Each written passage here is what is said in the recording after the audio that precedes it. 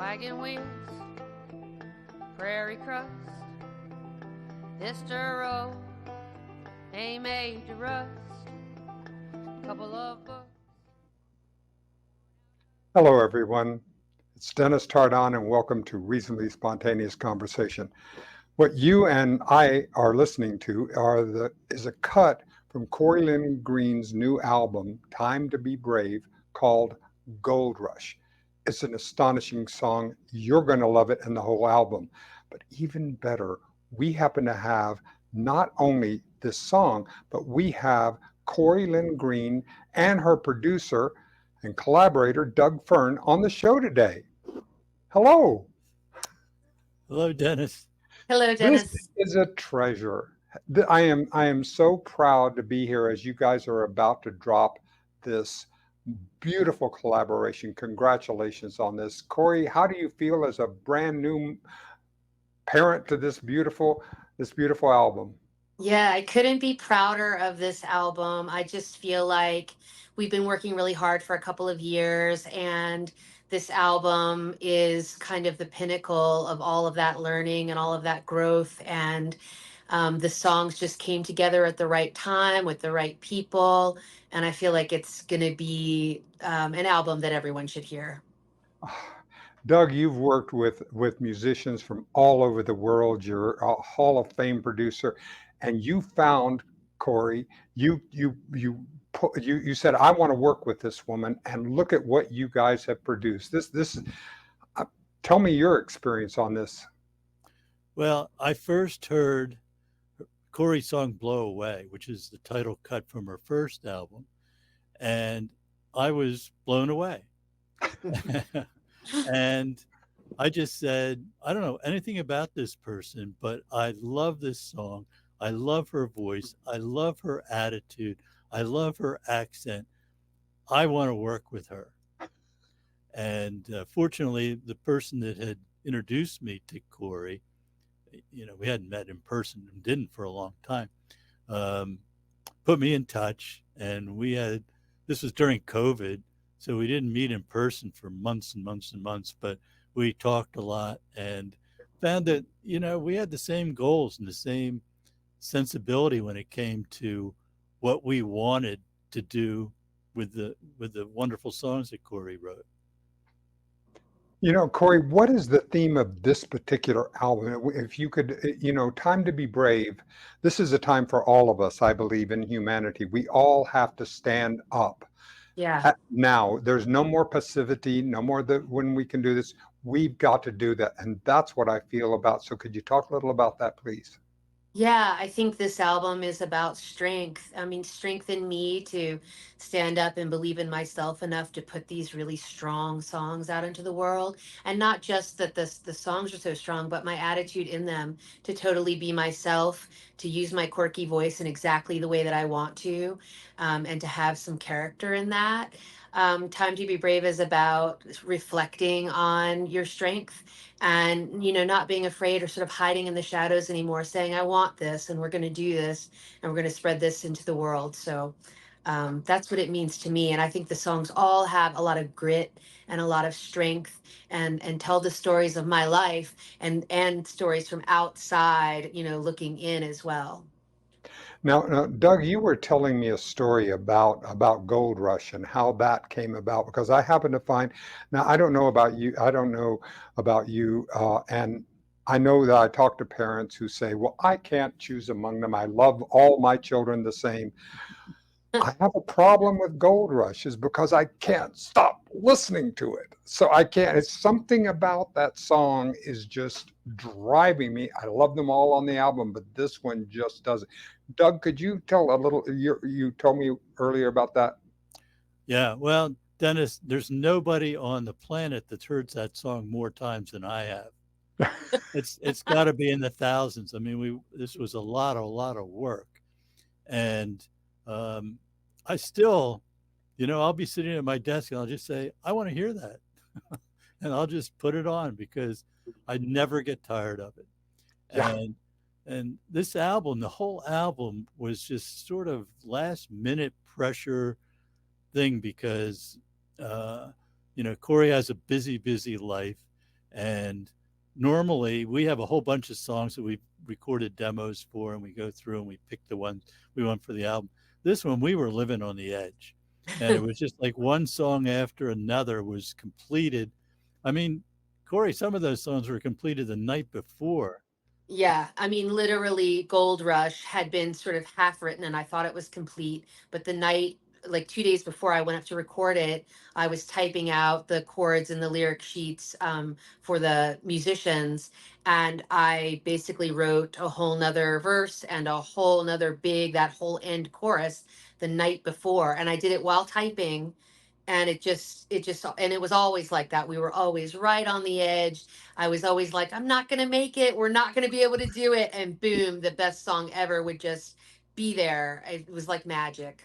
It was. And, Corey and I spent a lot of time talking about not only specific songs, but just sort of in general, what we want to do, what we like, what kind of innovative things we can come up with.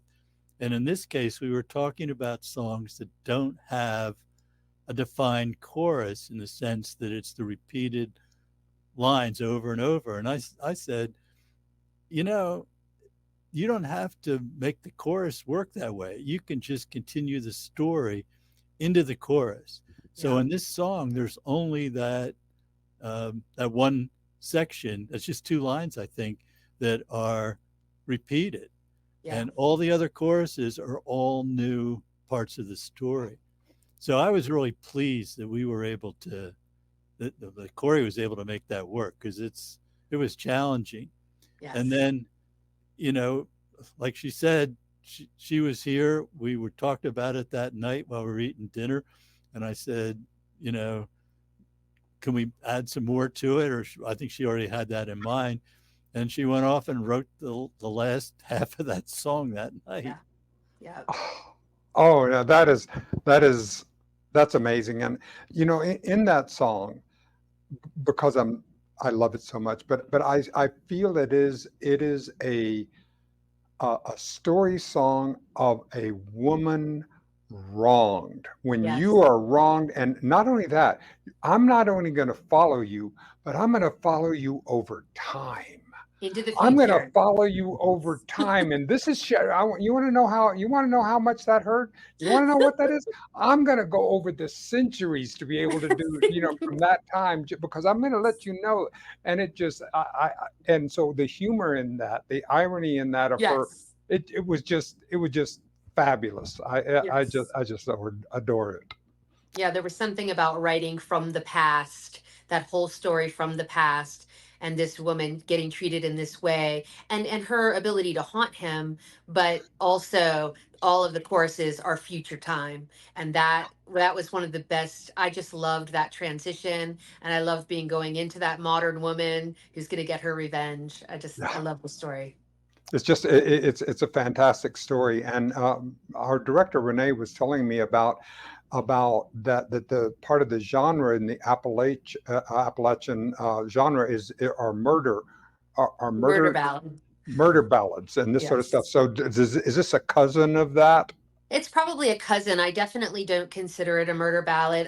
And one thing, murder ballads are being talked about pretty openly right now, because most murder ballads from the past were men doing something against women, like Right. Pretty Polly, and these stories. My Darling Corey, there's a song like that, and they're all the man doing something to the Sure. woman. I've covered plenty of those in my music career. But yeah, it's really nice to have a spin where you have a female character who has just as much strength and just as much depth and just as much power in that moment, Yep. and she never really does do that to him. Instead, she does a smarter thing, which is to just imagine what could happen, but also just haunt him forever. He can never enjoy that money, he can never enjoy that life. Exactly. Oh, that's wonderful. Well, Doug, can you get into a little bit of the production for us, please, and talk about not only of the album, but where it's going and how it's being released on Outer Marker. This is your first Outer Marker. Is this is the first time that Corey's being published on Outer Marker Records? That's correct. Yeah. Um, This is kind of not typical of the way we work. This whole album was living on the edge, every single song. But normally we spend a lot of time talking about the arrangement, the instrumentation, who we want to play, and all that. We do a nice studio demo to send to all the musicians. And the musicians are key to this too. I mean, this is a collaboration, a bunch of people that brought an incredible amount of talent to this song. Oh, what a wonderful way. Bring up some of those musicians while we're talking about them, Corrie Lynn. Thank you, Renee. Go ahead. Keep talking, Doug. Okay. So normally we would have a pretty good plan for the song.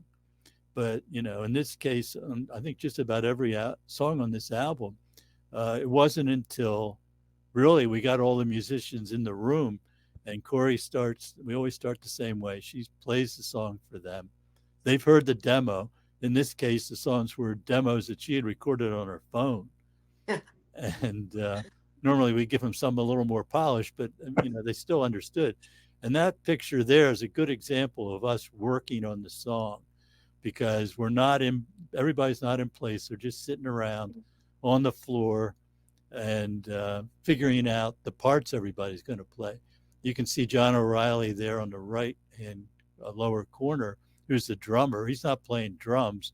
He's just using brushes on a piece of paper just to provide, the rhythmic ideas for the song.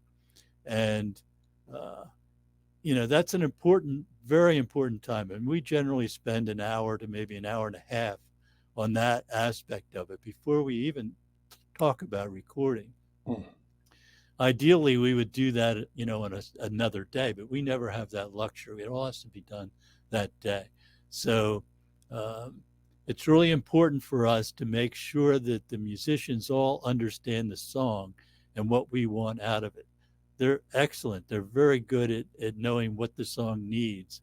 But either Corrie or I or both of us will take a few minutes before we do anything and explain the song to them so that they know the mood we're trying to create and, what they should be doing.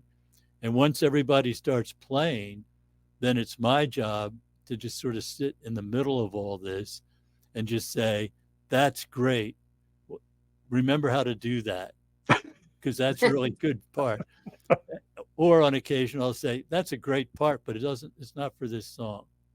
So sort of have to guide them to get everybody, because I have a vision of the song, even though, this was last minute. I've been listening to the demo of it for weeks. So I have a pretty good idea of what I want the final thing to sound like.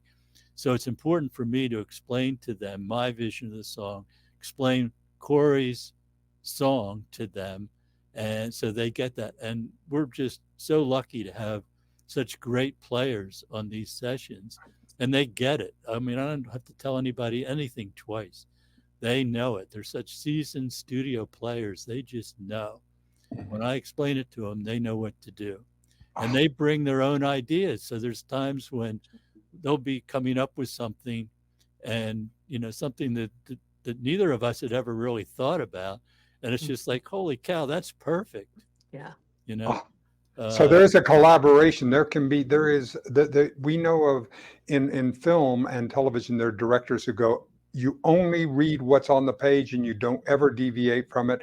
And there are other style that goes, we want to have a collaboration to where we can do that. You fall more into that, in the collaboration style. Oh, absolutely. We don't, they get a chord sheet. So it's just the words and the chords. So they just have a basic structure of the song, which we will inevitably change because we come up with different arrangement ideas to add drama, or this verse we're going to do, with very minimal instrumentation or whatever it is. And they come up with these great ideas, and we just keep working on it until, we get to a point where we say, that sounds amazing. And then it's time to get everybody in place so we can actually start recording. And it takes a couple of takes through there for them to get comfortable with the song, because this is the first time they've really been playing it together. So they're sitting there playing their instrument. They have headphones on. They can hear everybody. Corrie's no longer in the room with them. She's in a separate isolation room because we're going to replace her vocal and banjo part later. So they're just listening to her through the headphones. And once they start to get comfortable with it, I mean, those guys, they just have this unbelievable ability to have the whole structure of the song in their head, no matter how complex it is. They always know exactly how the song's going to go. So it's just a matter of getting them to the point where they're so comfortable with it that they're ready to do their best. And we record some of those early takes just so people can hear it, but we never use those. But it's usually the third or fourth take every single time is the one. When everything coalesces, huh? Yeah, and we say, that's it. Yeah. Corrie Lynn, when you're in the middle of this, what is your experience as the creator and the writer, and beginning to see and to hear all of these other amazing musicians coming around? What is that experience like? Can you talk about it? Oh, I just think it's complete joy. I mean, for me, there's just no, these songs or this creation. I don't know where they come from. I'm so thankful for them. But for me, in going into the studio, there's just no ego that follows me. I go in there and I have an idea, but I might hear something that one of these guys does, and I think, wow, that's it. I never thought of that. Or, or they'll suggest things, they'll come up with things, I'm watching them create, I'm in the middle of it. I've learned so much because of this amazing collaboration and these amazing musicians.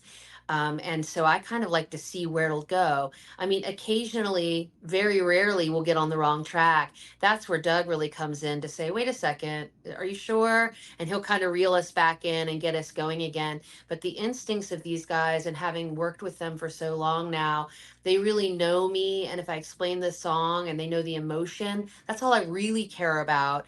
And I'm just as like thrilled as everyone else when something amazing happens musically. And I think, wow, that's it.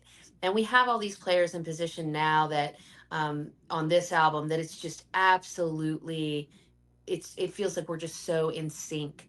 And I'd like to add also, I want to include the background vocalists on this as well, because when I hear those background vocalists, Kate Monaco and Julie Finnegan, I mean, it to me, it just elevates everything. It's just not the same without them. So also they add that on later, so I don't always get to see that part of it. But when I get sent those copies where all the musicians have collaborated and we've all felt it and put it down, and then get those background vocals on it, it's just like explosive in my mind. Yeah, I have to add to that Kate and Julia are just masters at this. Kate does all these arrangements ahead of time. And I've had times when she's come in with like 4-part harmony on her phone where she's recorded all 4 parts separately so she can remember exactly what it was that she wanted to do. And Julia, who's a relatively recent addition, but Kate's been on every song since the beginning, I think. Yeah. Yep. And the two of them together are just perfect because Kate comes up with these great arrangements. Julia has a very different voice. She has a very low, I guess it's probably a contralto voice, and Kate is more of a soprano voice. And the two of them together, like if you listen on Gold Rush in the second half of that first verse, yes, where she just comes in with the humming part, it's like, what is that? You know, it's just the perfect part to set up the mood for that song. Mm-hmm. Well, what do you do now? All right, so here we are. We're doing this at the 1st of September. The release happens, and what happens next? Well, this is Corrie's first album on Outermarker Records, which is an unusual label created by some unusual people. It's a collaboration between me and 2 other guys, and they're playing on one of the songs. That's Joff and George Hazelrig, who are also my business partners in my manufacturing business, and they've taken over that. So We have all these different connections. We're so intertwined with so many Exactly. different things. And we all have the same vision for this label. We want to find really interesting people that are very good at what they do and record them in the highest possible fidelity and produce them ourselves. And we have certain rules about what we're going to do. We only work with artists that we really truly believe in. We only work with artists that we know we can work with. And we have decided from the very beginning that we are not going to put any of the music we produce on any streaming service because it's unfair to the artists. They don't make any money from it. We're making other people rich, and it's just not going to happen with the artists we work with. So our albums, including Corey's album, which is out September 6th, will be available as a download in multiple high resolution formats. And people can download it to their phone, they can download it to their computer. And we also have a vinyl version of it in the works, which will be out a little later. And that's going to be phenomenal too, because that's like a super high resolution audiophile style of an album. That is, I mean, Doug, you've worked with this. This is a truly a pinnacle opportunity. Corrie Lynn, how are you doing with any of the videos that will go along with these particular songs? So I'm not going to be making any, in the past I've had music videos for YouTube, but I won't be having any of that. What we're going to do is we'll create some clips so people have some examples so we can use that for advertising and put that on the social medias. We're going to just keep directing people to NativeDSD where you can download the album. So there'll be a link for that. And once you're there, you can listen to this album. You can listen to it for free. You can hear every single song. And then once you do that, if you want to have the album, which I think you will, then you just download it if you want to. And then we'll have some vinyl that'll go on for sale maybe like November 1st. And so that's the way to do it. And I really think it's important to say all artists don't get to be in this position of having this as a choice. So I think Outer Marker is a really amazing company for trying to make this a viable choice for people because the artists really don't make any money. I mean, I stream lots of the other two albums are totally streamed and you can go and listen to that. And that supports me by having listeners, but it doesn't actually put any money back into the studio time. It doesn't put any money back into making the material or to paying the musicians. So in this way, Outer Marker is paying their artists really well, and they're also able to put money back into production so we can keep making music. And that's so important. And it's a problem that's very old. And I think we as artists need to start kind of standing up for ourselves if we can, if we're in positions where we can, and try to do this in a way that really honors the work and honors the art and supports the artists themselves. Yeah, that's right. And I should add that for most record companies, they give their artists somewhere around 10%, plus or minus a couple percent of the income that they generate after they've deducted every single penny of expenses. Which we know is quite a creative process. Right. And we don't do that. We split all the income 50-50 with the artist. And uh, so they'll make a lot more money than they would otherwise. And in addition, we don't charge back all the costs to produce the album. We keep track of it because at some point that might be an important thing to have numbers on. And I just did the calculations on that.